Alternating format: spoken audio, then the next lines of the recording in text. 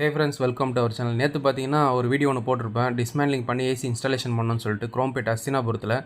அந்த வீடியோ பார்க்கலாம், போய் பார்த்துட்டு வந்துடுங்க. நேற்று போட்ட வீடியோ வந்து டிஸ்மேண்ட்லிங் மட்டும் தான் போட்டிருப்பேன். இது பார்த்தீங்கன்னா இன்ஸ்டாலேஷனுக்காக போட்டிருக்கேன். ஏன்னா வீடியோ சைஸ் ரொம்ப பெருசாக போகும் இல்லையா, ஸோ அதனால். அதே அப்பார்ட்மெண்ட்டில் ஏசி டிஸ்மேண்ட்லிங் பண்ணிவிட்டு பக்கத்து பிளாக்ல எடுத்துகிட்டு வந்து மாட்டணும்னு சொன்னாங்க.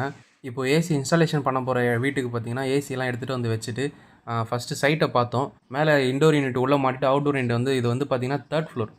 ஸோ அதுக்கு மேலே வந்து இன்னும் 2-3 ஃப்ளோர் இருக்குது. அதனால் மொட்டை மாடியில் எடுத்துகிட்டு போக முடியாது, காப்பர் டியூப் அதிகமாக வரும்.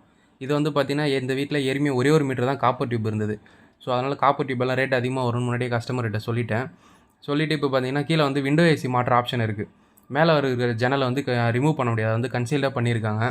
அதனால் இப்போ கீழே விண்டோ ஏசி மாட்டுற பாயிண்ட் இருக்குது பார்த்தீங்களா, அந்த பாயிண்ட்டை நம்ம வந்து அந்த ஸ்க்ரூ எல்லாமே கழட்டி எடுத்துகிட்டு கிளாஸ் எல்லாமே ரிமூவ் பண்ணி எடுத்துகிட்டு அது வழியாக வெளியே இறங்கி நம்ம ஏசி இன்ஸ்டாலேஷன் பண்ண ஆரம்பிச்சிட்டோம். அந்த விண்டோ ஏசிக்கு பக்கத்துலேயே பார்த்தீங்கன்னா அவுட்டோர் மாட்டுறது ப்ரொவிஷன் இருக்குது.